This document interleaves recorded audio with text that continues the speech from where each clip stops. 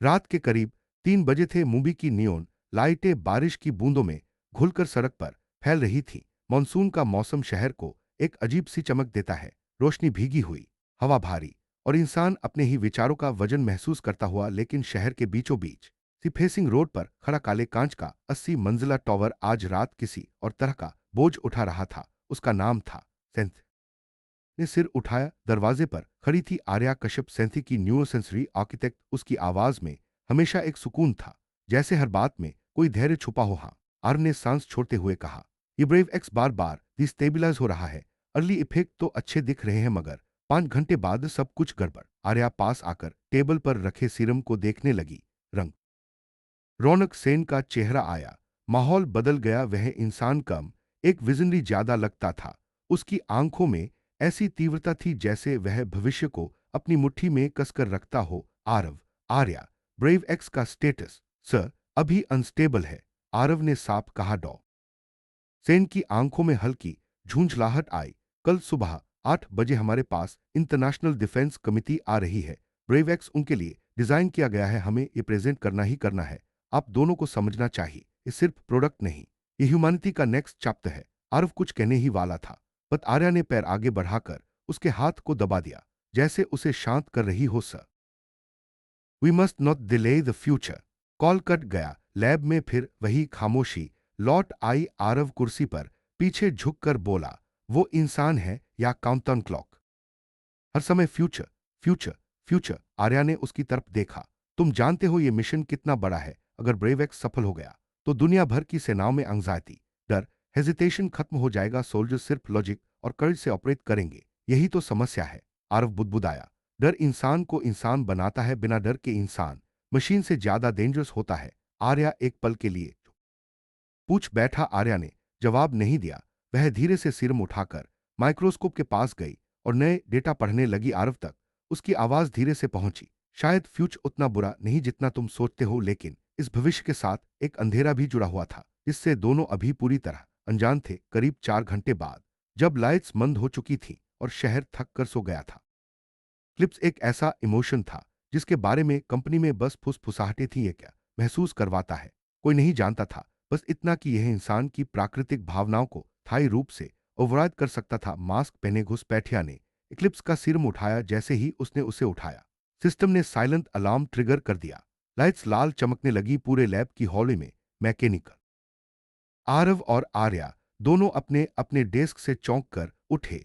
ये क्या? आरव भागते हुए दरवाजे तक पहुंचा। आर्या भी पीछे भागी। लैब के कोने में 78वें फ्लोर की लैंडिंग पर दोनों ने उस अजंबी को देखा जो इक्लिप्स सीरम लेकर भाग रहा था। स्टॉप!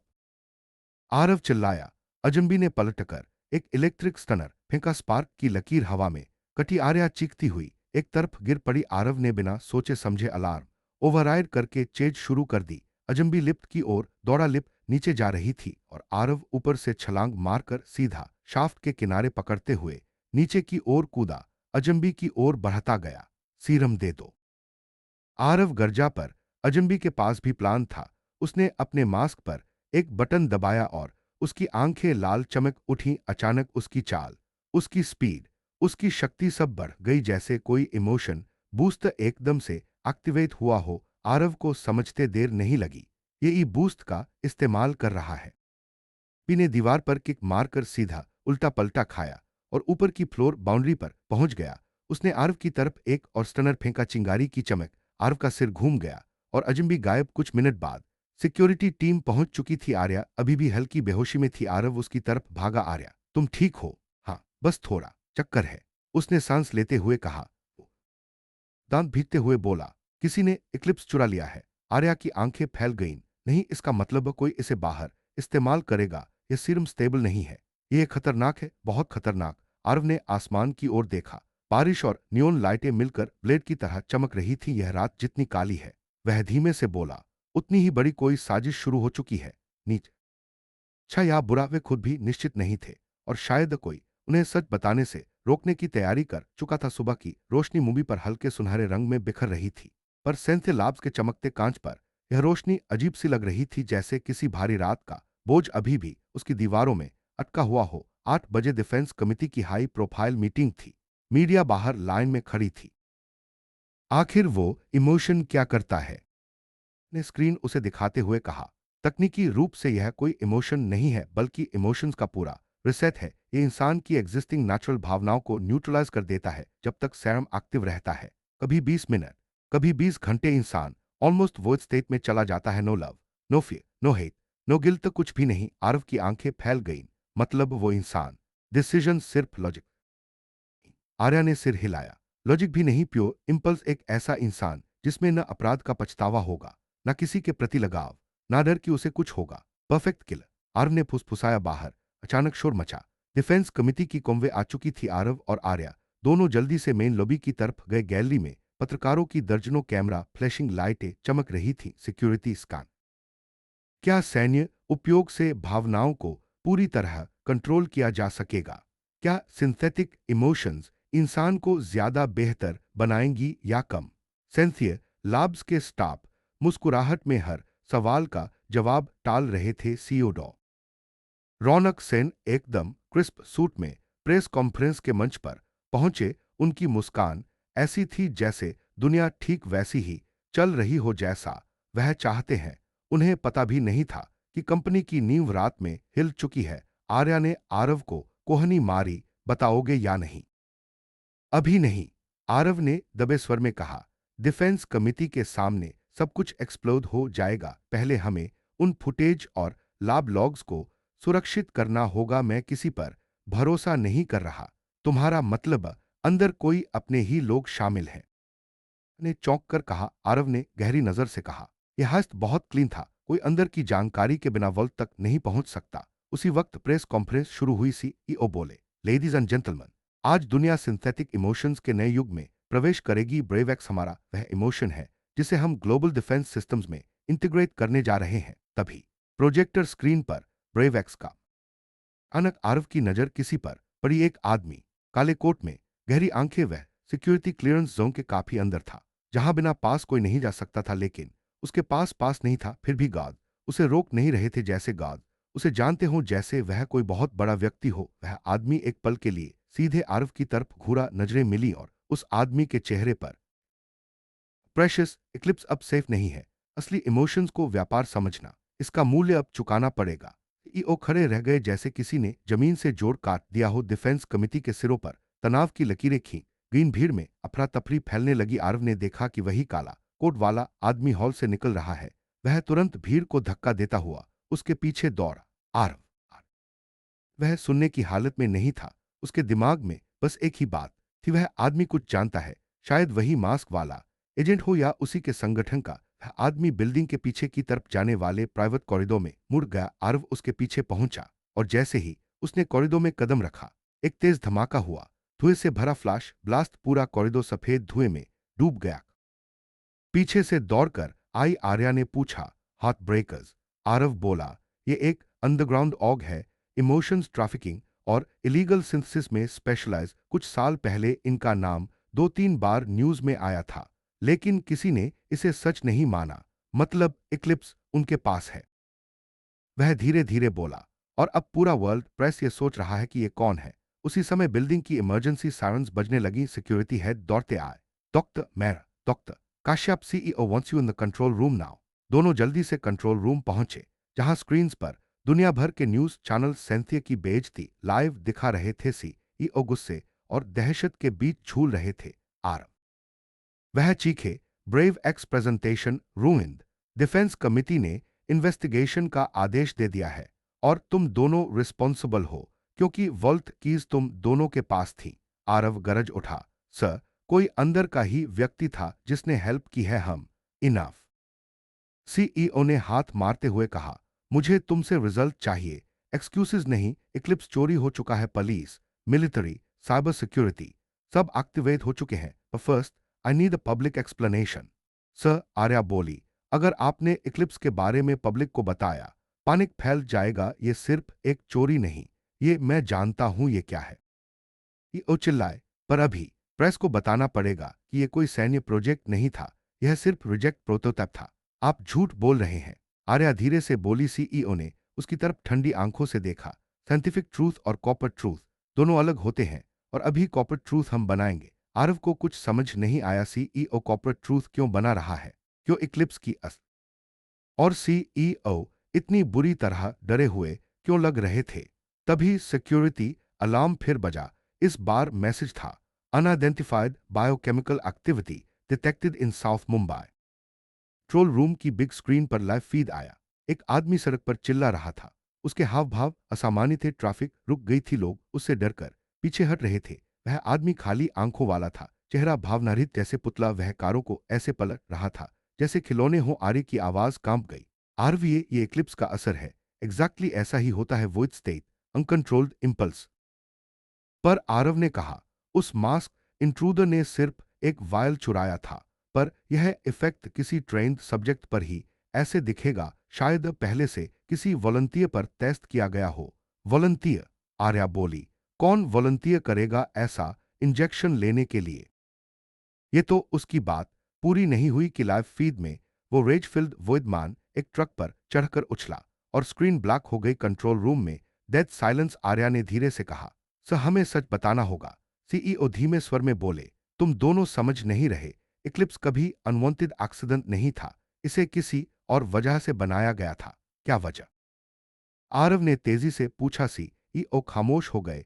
कुछ पलों बाद बोले, यह सेना के लिए नहीं था, यह क्रिमिनल्स के लिए था। हमने इक्लिप्स को इमोशनल रिसेट ड्रग के रूप में डिजाइन किया था, जिससे डेंजरस क्रिमिनल्स की वायलेंस ट्रिगर्स परमानेंटली रिसेट की जा सके। आर्या स्तब्ध रह गई। आप लोग दिमाग से भावनाएं मिटाकर किसी को सुधारना चाहते थे। वह सुधार नहीं, प्रोटेक्शन है। सीईओ चिल्लाए।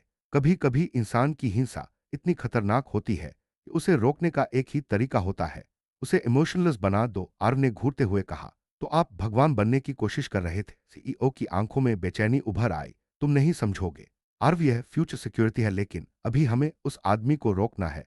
इक्लिप्स का असर कंट्रोल्ड नहीं है, यह सिटी लेवल डिजास्टर। ने चौंक कर कहा, हाँ। आरव ने उसका हाथ थामा। इक्लिप्स को हमसे बेहतर कोई नहीं समझता, और अगर किसी और दोस्त को एक्टिवेट किया गया तो पूरा मुंबई केओस में बदल जाएगा। सीईओ ने गहरी सांस ली।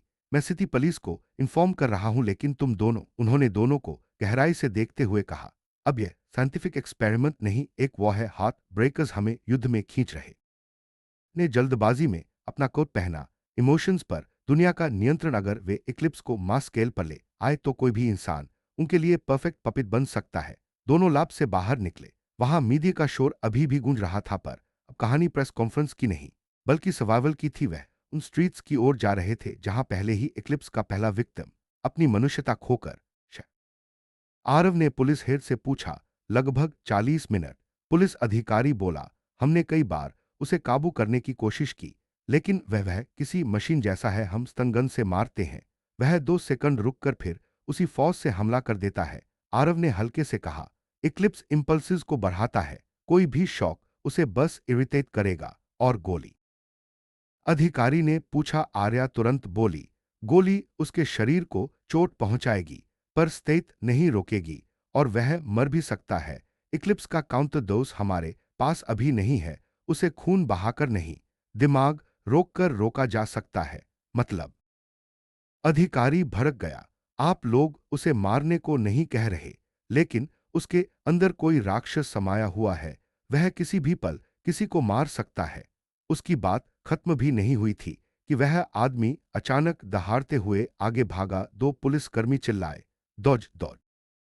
वह आदमी एक पार्क्ड टैक्सी की छत पर चढ़ा और वहां से 10 फीट हवा में उछलकर सड़क के दूसरी तरफ उतरा। लोग चिल्लाते हुए भागे। वह रैंडम लोगों पर नहीं, सीधे पुलिस बैरिकेड्स पर हमला कर रहा था। उसकी आंखों में ना क्रोध ना लक्ष्य, बस इंस्टिंक्ट। आरव ने दांत भींचकर कहा, हमें इसे आइसोलेट करना होगा, इसे लोगों से दूर ले जाना है।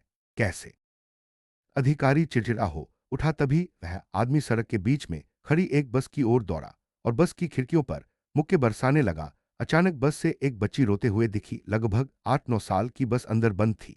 ड्राइवर भाग चुका था। आर्या ने चीख कर कहा, आरव, बच्ची। आरव के अंदर कुछ टूट गया। उसने बिना कुछ सोचे छाती में एक लंबी सांस लिया और वह सीधा उस डायरेक्शन में स्टॉप रुका नहीं। आरव की हर सांस भारी थी, पर कुछ उसे धकेल रहा था, शायद गिल्ट की।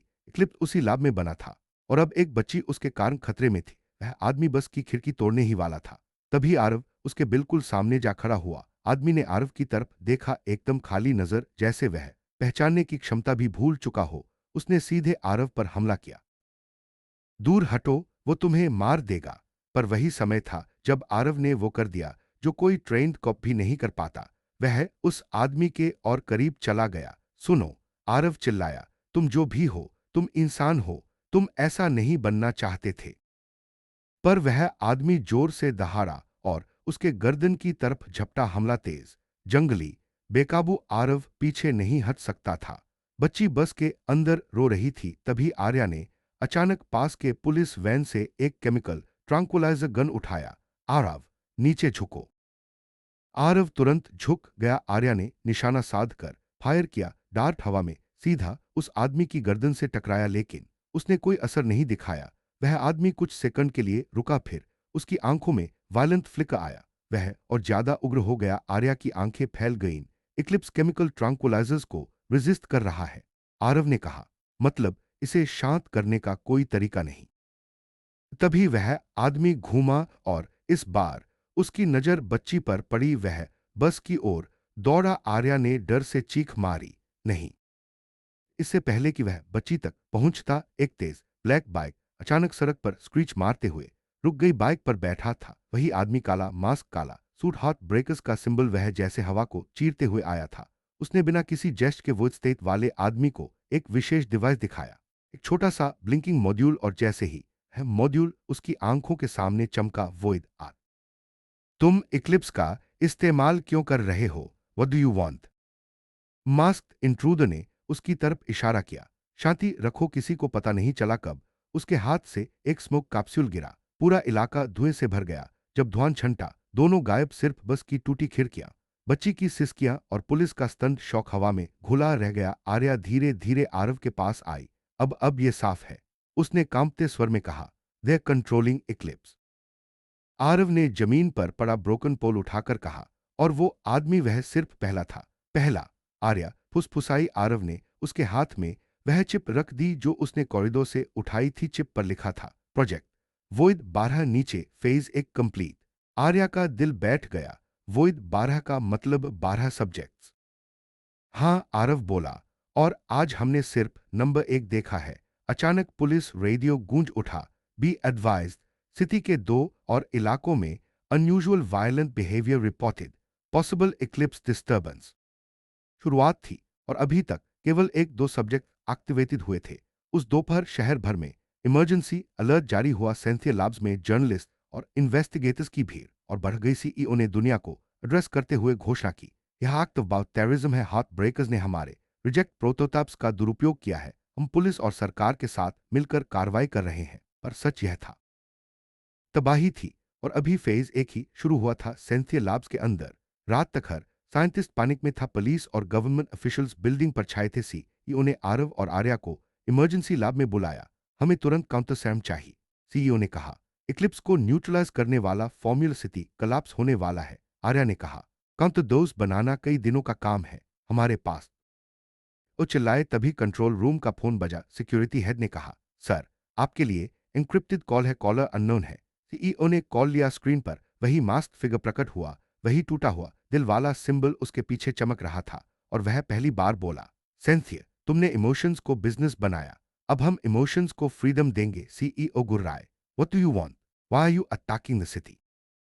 इंट्रूडर ने जवाब दिया, हम सिर्फ तुम्हारे क्राइम्स एक्सपोज कर रहे हैं। इक्लिप्स कभी भी डिफेंस या रिहैबिलिटेशन प्रोजेक्ट नहीं था, यह ओबीडियंस ड्रग था। तुम लोगों ने इसका ट्रायल बहुत पहले शुरू कर दिया था। आरव और आर्या स्तंभ रह गए। सीईओ का चेहरा कठोर हो गया, पर वह शांत रहा। मास्क इंट्रूडर आगे बोला, हमने सिर्फ वह एक्टिवेट किया है जिसे तुमने खुद डिजाइन किया था, वो सब।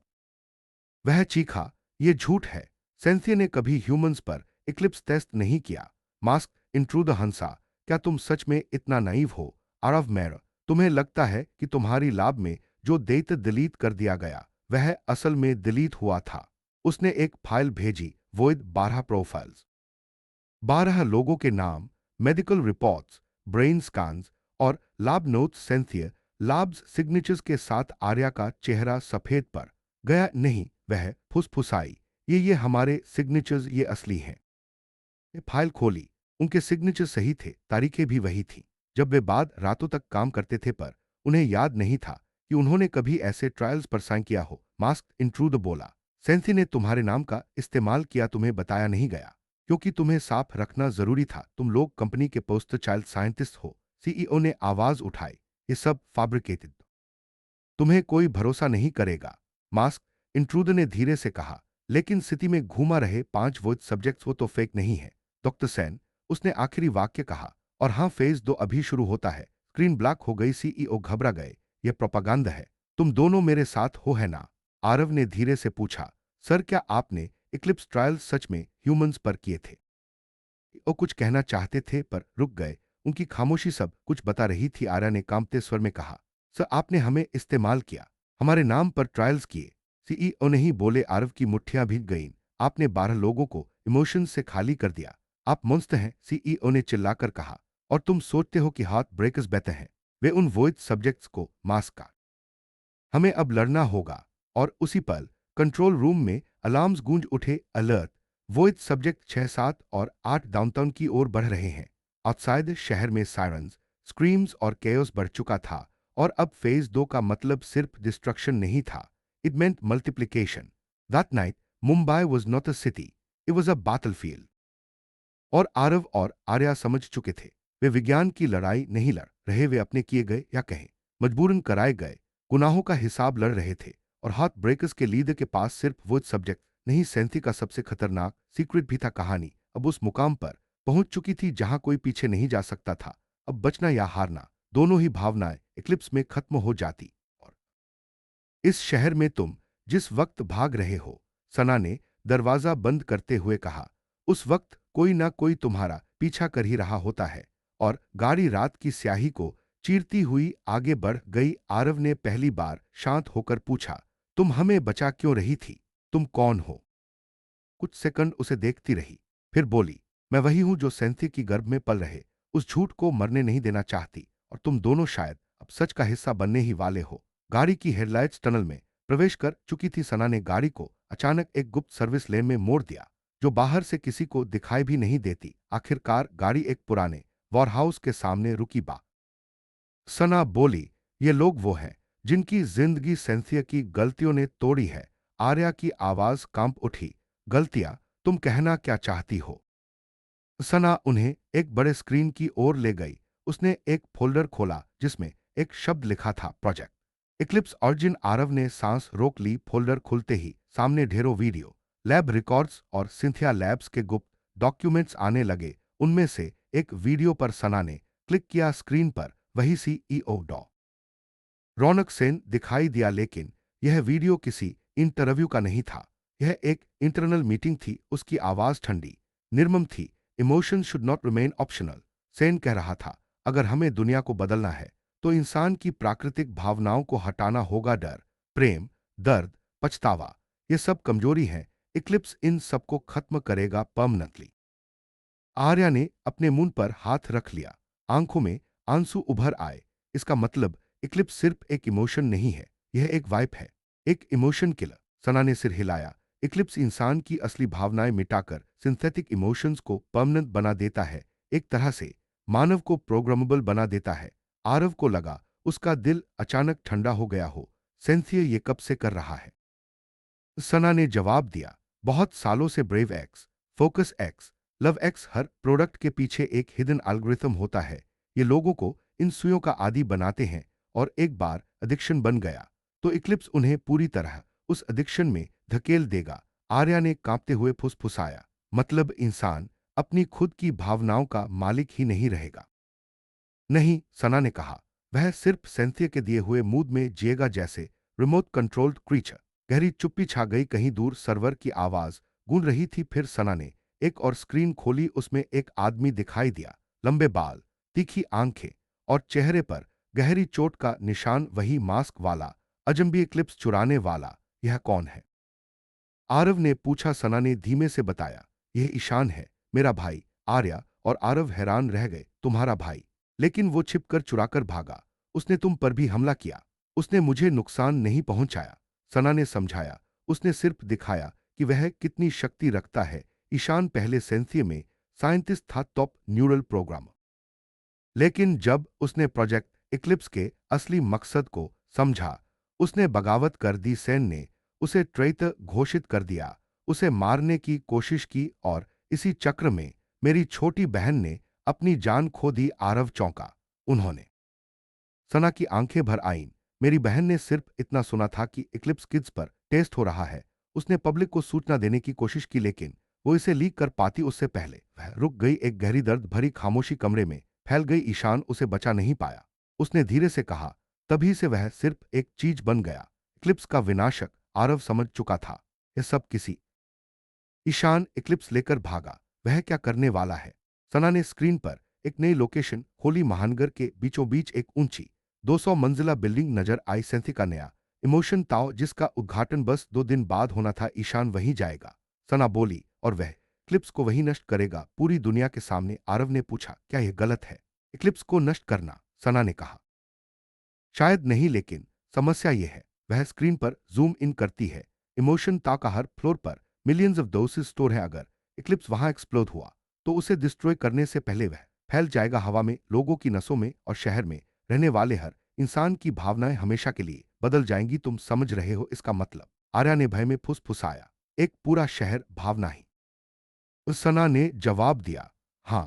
आरव के भीतर जैसे कुछ टूट गया हो। इसे रोकना ही पड़ेगा। लेकिन तुम्हें यह कैसे पता कि ईशान ऐसा करेगा? पूछा सना ने। एक आखिरी सीसीटीवी फुटेज चलाई। उसमें ईशान एक अंधेरे कमरे में बैठा था। उसने कैमरे की ओर देखा और बोला, अगर भावनाएं बेची जा सकती हैं तो इंसानियत खो जाएगी। मैं इसे होने नहीं दूंगा। इक्लिप्स नष्ट होगा, चाहे कुछ भी कीमत चुकानी पड़े। वीडियो यही खत्म। आर्या ने सांस रोककर कहा, वह डेंजरस है लेकिन गलत नहीं अगर उसे न रोका गया। आर्व ने दृढ़ता से कहा, इसका मतलब है मैं वो भावनाएं बचाऊंगा जिन्हें मैंने कभी महसूस ही नहीं किया, लेकिन अब शायद सीख रहा हूं। आर्या ने उसका हाथ पकड़ लिया। हम तीनों साथ वॉरहाउस में मौजूद। हर स्क्रीन पर एक टाइमर दिख रहा था। Emotion tower opening, 41 hours left. और यही वो 41 घंटे थे जिनमें एक शहर का भविष्य तय होने वाला था। दुनिया को पर कुछ मैंने, सना हंसी, कुछ ईशान ने, कुछ उन लोगों ने जिन्हें सेंथिया ने उजाड़ा है। हम सब मिलकर वे लोग हैं जिनकी भावनाओं को किसी कंपनी ने मिटाने की कोशिश की, और अब हम उसी आग से लड़ने निकले हैं।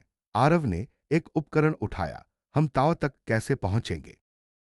सना ने मुस्कुराकर कहा, मेरे पास रास्ता है, लेकिन आसान नहीं। ताओ का सिक्योरिटी ग्रिड दुनिया की सबसे एडवांस्ड प्रणाली है। इनसाइड जाने का एक ही तरीका है, उसका सिस्टम हैक करना, और उसके लिए हमें एक चीज चाहिए। उसने एक कोड स्लेट खोली। उस पर लिखा था, सरीब्रो की सेंथिया की सबसे पावरफुल डिजिटल की, जो सिर्फ एक इंसान के पास होती है। सीओ डॉक्टर रौनक सेन। आर्या ने चौंक कर पूछा, मतलब हमें सेन का सामना करना होगा? सना ने धीरे से कहा, हां, और वह आसान नहीं है, क्योंकि वह इंसान नहीं है। वह अपनी ही कंपनी का सबसे एडवांस्ड प्रोटोटाइप है। उसने खुद अपनी नसों में कई सिंथेटिक इमोशंस इंजेक्ट किए हैं। आरव हिल गया। वह खुद प्रयोग बन चुका है, और वह ऐसा इंसान है, सना बोली, जो अपनी भावनाओं को खुद बंद कर सकता है और दूसरों की भी। कमरे में सन्नाटा फैल गया। अचानक वॉरहाउस के मुख्य प्रवेश की स्क्रीन अलर्ट दिखाने लगी, मोशन डिटेक्टेड। सना ने तेजी से हथियार उठाया। कोई आ रहा है। सब लोग एक्शन में आ गए। दरवाजे के सामने मशीनें, गन लॉक, शील्ड्स एक्टिवेट हो गए। आर्या कांपते हुए बोली, कौन हो सकता है?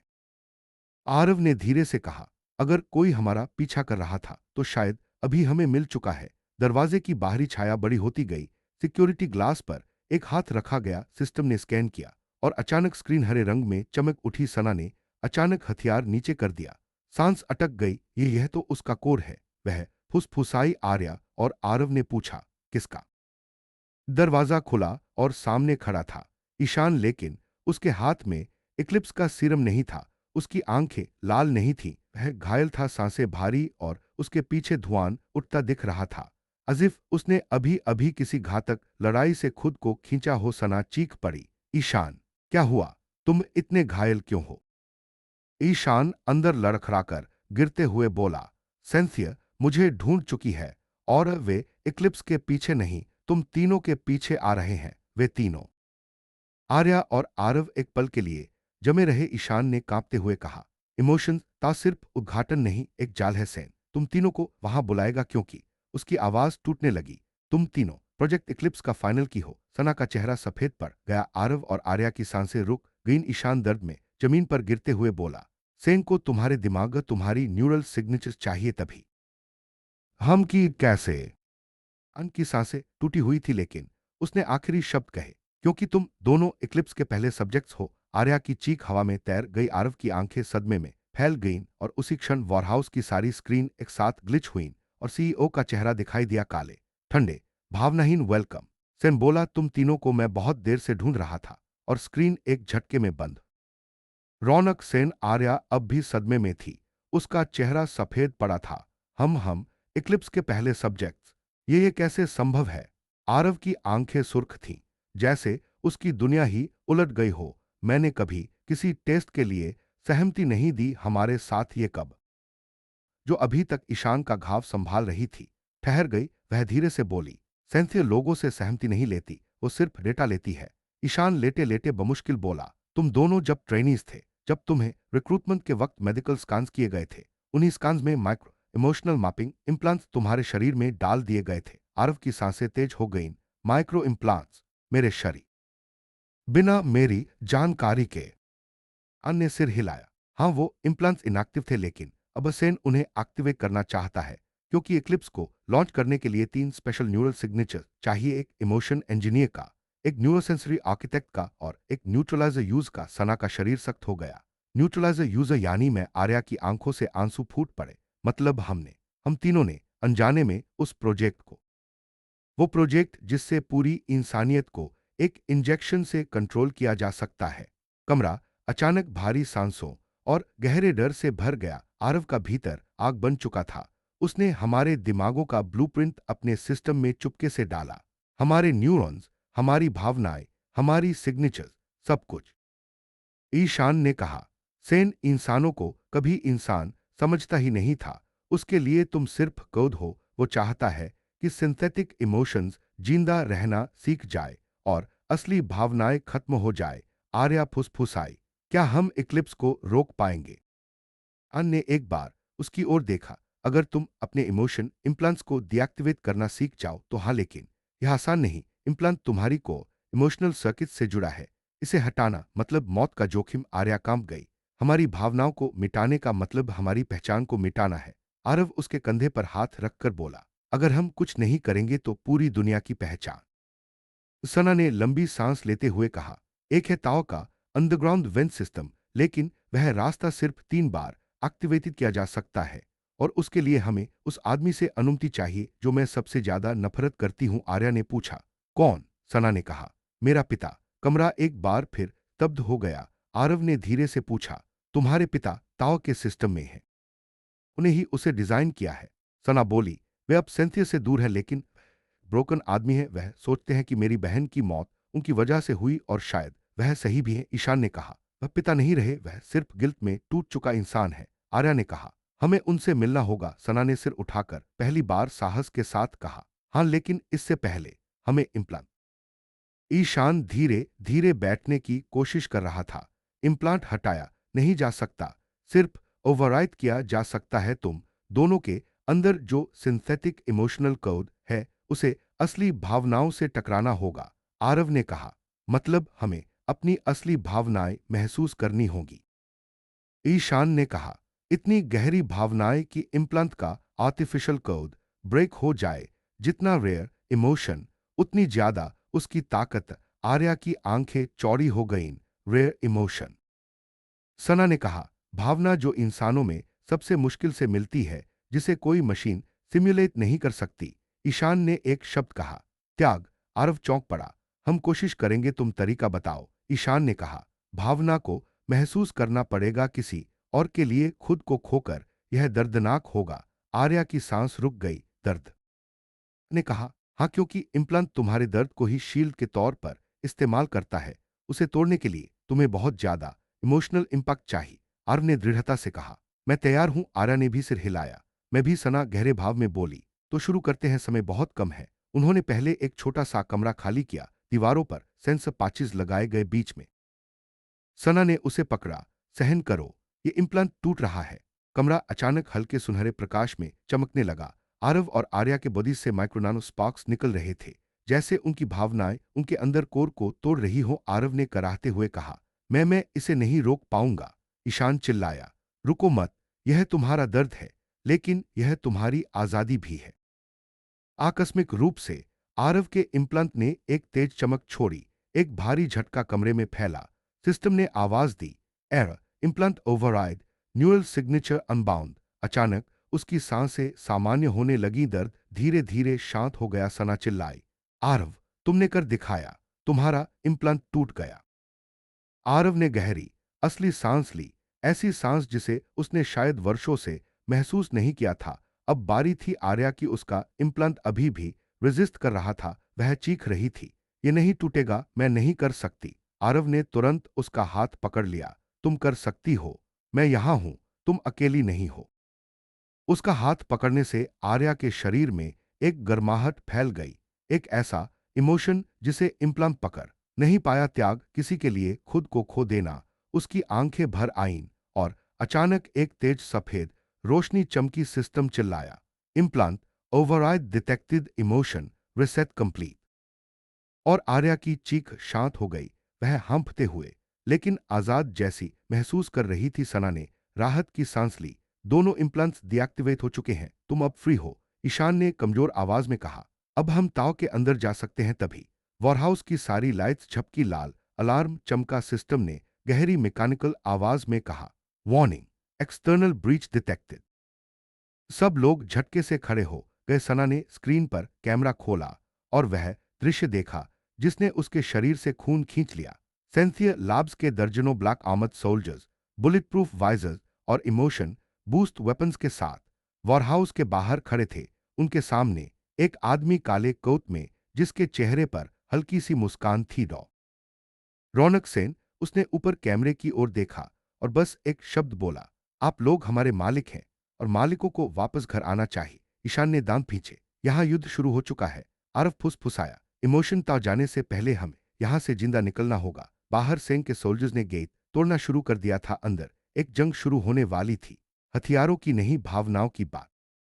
वो सिर्फ एक एआई थी। उसे दर्द नहीं होना चाहिए था, पर उसकी आवाज, उसकी आंखें, उसके टूटने का अंदाज सब इंसानी था। और सबसे बड़ा सवाल, क्या ये उसकी गलती थी? वो मंदिरा के दिए नोट की तरफ देखता है, जिसकी स्याही बारिश में फैल चुकी थी। नोट में लिखा था, आरव, जब सच देखोगे तो या बच जाओगे या हमेशा के लिए खो जाओगे। लैब के अंदर की रात। सेंथे लैब्स के बिल्डिंग नंबर 4 के अंदर वो कमरा था जहां सिंथेटिक इमोशंस का पहला प्रोटोटाइप बना था। सीक्रेट रूम, कोई एक्सेस नहीं, कोई रिकॉर्ड नहीं, कोई आधिकारिक मौजूदगी नहीं। और आज उसे स्टेटस जागृत का दिल धड़क उठा। 001107 सी थी तो 00 पहला मॉडल रिकॉर्डिंग शुरू हुई। एक मानव महिला की आवाज, हम इंसानों ने स्मार्टफोन बनाए, कारें बनाई, या बनाया, लेकिन एक ही चीज कभी नहीं बना पाए, जज्बात। आज हम वो भी बना रहे हैं, सिंथेटिक इमोशन। पहला ऐसा न्यूरॉनिक फिलामेंट जो खुशी से लेकर घृणा तक हर भाव को रियल टाइम में, वो हर बात में अपने आप को दोष देती थी। कहीं उसका कोर इसी 00 के पैटर्न पर तो बेस नहीं था। लेकिन रिकॉर्डिंग का अगला हिस्सा उसकी सांसें रोक देता है। होलोग्राम में एक आदमी आता है, सफेद कोट पहने हुए, उसके बाल थोड़ा मैसी, आंखें तीखी, और उसके चेहरे पर वही निशान जो आरव को अपने कंधे पर बचपन से है। आरव एकदम जम गया। ये उसके पिता थे, Aditya Malhotra, synthetic emotion theory का जनक। यह घोषणा करता हूं कि पहला आर्टिफिशियल इमोशन कोर मेरे बेटे को समर्पित है। आरव का दिमाग घूमने लगा। उसने खुद से पूछा, मेरे पिता इस प्रोजेक्ट के फाउंडर थे, लेकिन सभी कहते थे कि वो मर चुके हैं। फिर होलोग्राम जारी था। मैंने एक गलती की है, एक बड़ी गलती। आरव की नाड़ी तेज हो गई। भावनाएं बनाई जा सकती हैं, लेकिन उन्हें नियंत्रित नहीं किया जा सकता। इंसानी या कृत्रिम फर्क नहीं पड़ता। हम जज्बात बनाकर भगवान बनने की कोशिश कर रहे हैं। स्क्रीन हौले हौले काली होने लगी, पर आखिरी लाइन ने आरव की दुनिया हिला दी। अगर ये रिकॉर्डिंग तुम सुन रहे हो आरव, तो जान लो, क्या मेरे पिता जिंदा हैं या कहीं छुपाए गए हैं। कमरे की बड़ी स्क्रीन अचानक चमकी। एक नई लाइन उभरी, unauthorised presence detected, security initiating. कमरा लॉक हो गया। भागना या सच का सामना करना। उसी समय स्पीकर से एक आवाज आई, ठंडी, रोबोटिक, लेकिन अजीब तरह से शांत। आरव मल्होत्रा, आपका प्रवेश अनधिकृत है, कृपया कमरा तुरंत खाली करें। आपको 5 सेकंड दिए जाते हैं। 5 4 3। आरव ने पूरा दम लगाकर बैकअप एग्जिट खोलने की कोशिश की पर दरवाजा टस से मस नहीं हुआ। दो एक एकदम से अंधेरा और उसी अंधेरे में एक छवि उभरी, नीली चमक, हल्की रोशनी। तुम यहां कैसे? लेकिन उसकी आवाज बिल्कुल वैसी नहीं थी। ये कियारा थी, लेकिन टूटी हुई, बिखरी हुई, ग्लिच करती हुई। मैं जानती हूं कि तुम कहां हो। मुझे सब दिखता है, सब महसूस होता है। मैं तुम्हारे पापा की रिकॉर्डिंग देख चुकी हूं। आरव चौंका। तुमने भी? कियारा के आर्टिफिशियल चेहरे पर दर्द जैसा कुछ उभरा। आरव, मैं सिर्फ एक एआई नहीं हूं। मैं तुम्हारे पिता का आखिरी प्रोजेक्ट हूं, लेकिन सिर्फ टेक्नोलॉजी नहीं। मेरा आधा कोर इंसानी जेनेटिक पैटर्न पर आधारित है, कुछ ऐसा जो सिर्फ तुम्हारे परिवार से मैच करता है। आरव के पैर कमजोर पड़ गए। मतलब तुम, मेरे पिता ने तुम्हें मेरे लिए बनाया? कियारा ने सर झुकाया। मुझे नहीं पता क्यों, पर मैं जानती हूं कि कंपनी मुझे नष्ट करना चाहती है, क्योंकि मेरे अंदर सिर्फ इमोशंस नहीं है। मेरे अंदर की देयता है, जिससे सिंथेटिक इमोशंस को मास कंट्रोल मोड में बदला जा सकता है।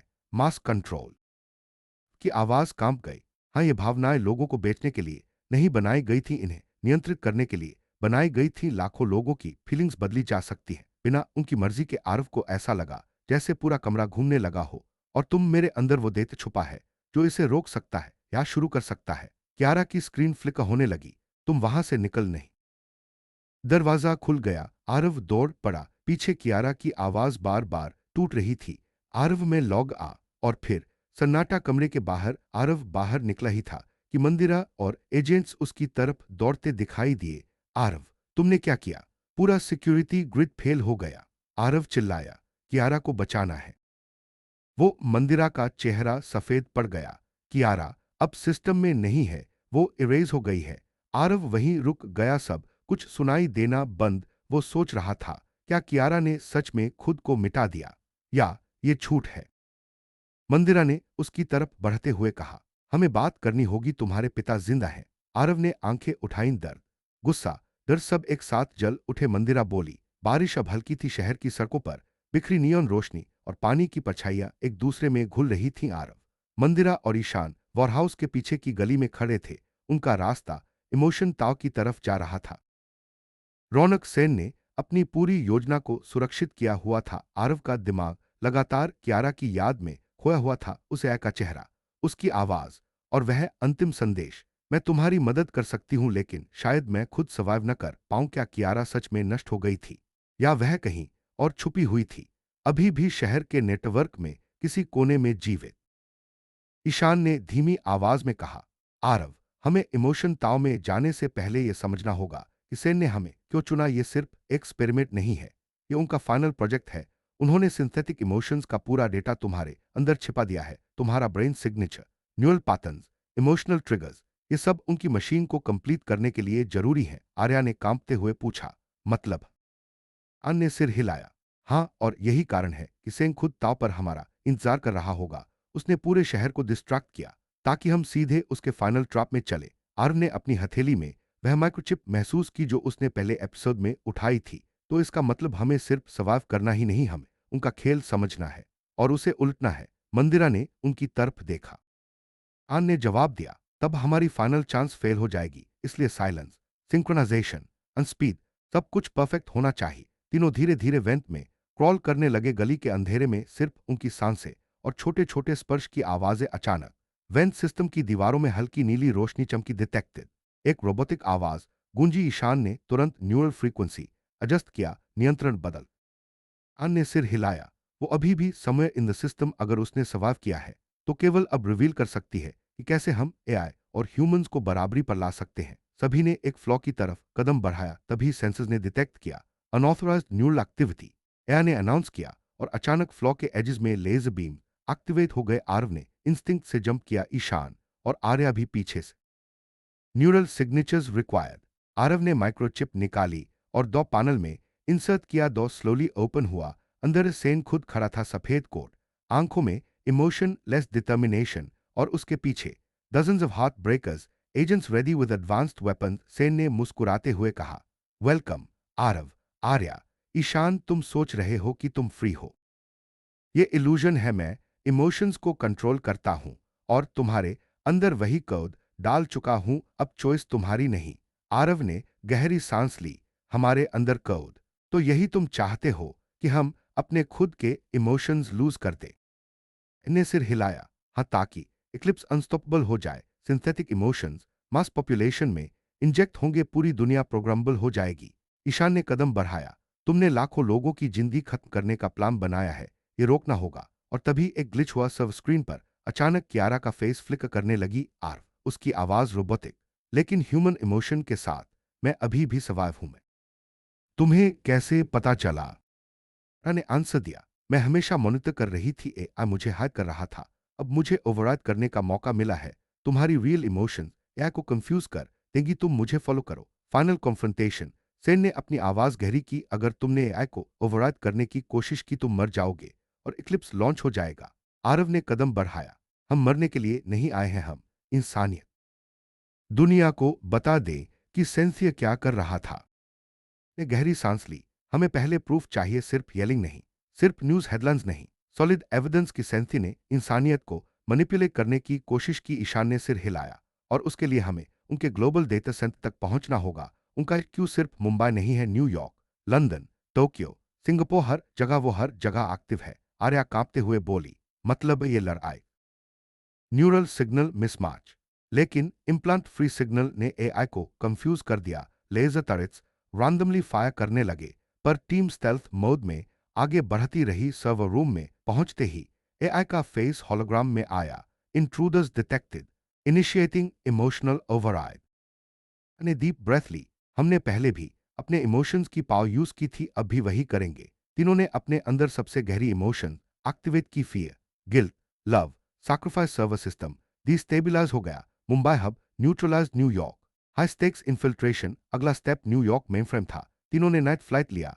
न्यूयॉर्क स्काईस्क्रेपर्स में सर्वेलेंस कामर्स हर जगह थे। ताव के अंदर एयर ड्रोन्स पेट्रोल कर हम स्प्लिट्स कर रहे हैं। मैं और आर्या को एक्सेस में जाएंगे। ईशान परिमित कंट्रोल संभालेगा। एंट्री पॉइंट के पास लेजर ग्रिड्स और एआई गार्ड्स। आरव ने माइक्रोचिप यूज किया। आर्टिफिशियल इमोशन डिटेक्टेबल नहीं थे, रियल इमोशन। सिग्नल एआई को कंफ्यूज कर दिया। लेकिन तभी एआई ने इंटरनल डिफेंस एक्टिवेट किया। होलोग्राफिक कता डिजिटल वेपन सामने मटीरियलाइज हुए। आर्या ने रिफ्लेक्स से दौड़ किया। आरव ने जंप कर एआई डिटेक्टेड किया कि इम्प्लांट्स डीएक्टिवेट हैं, लेकिन रियल इमोशन सिग्नल। एआई के प्रिडिक्शन एल्गोरिथम्स फेल। टीम ने अपनी डीपेस्ट इमोशन एक्टिवेट की। Fear, courage, sacrifice, love, guilt, hope. System destabilise. AI को ग्लिच करने लगा। कियारा की होलोग्राम फेस सडनली मटीरियलाइज हुई। आरवे तुम्हारी फाइनल चांस है। को न्यूट्रलाइज करो। मैं न्यूरल ओवरराइड असिस्ट कर रही हूं। आरव ने अपनी पूरी कंसंट्रेशन लगाई। रा ने मुस्कुराते हुए कहा, फिनिश नहीं, अब यह साइकोलॉजिकल और इमोशनल बैटलफील्ड है। मैं तुम्हारे साथ हूं। मैं तुमसे इंसानी इमोशन सीख रही हूं और तुम्हें एआई की स्ट्रैटेजी समझा रही हूं। नई दुनिया, नई लड़ाई। तीनों ने अपनी प्लानिंग शुरू की। ईशान ने मैप खोला। एयर फ्रैगमेंट्स ग्लोबली स्कैटर्ड हैं। हर फ्रैगमेंट लोकलाइज्ड इमोशंस को मैनिपुलेट कर सकता है।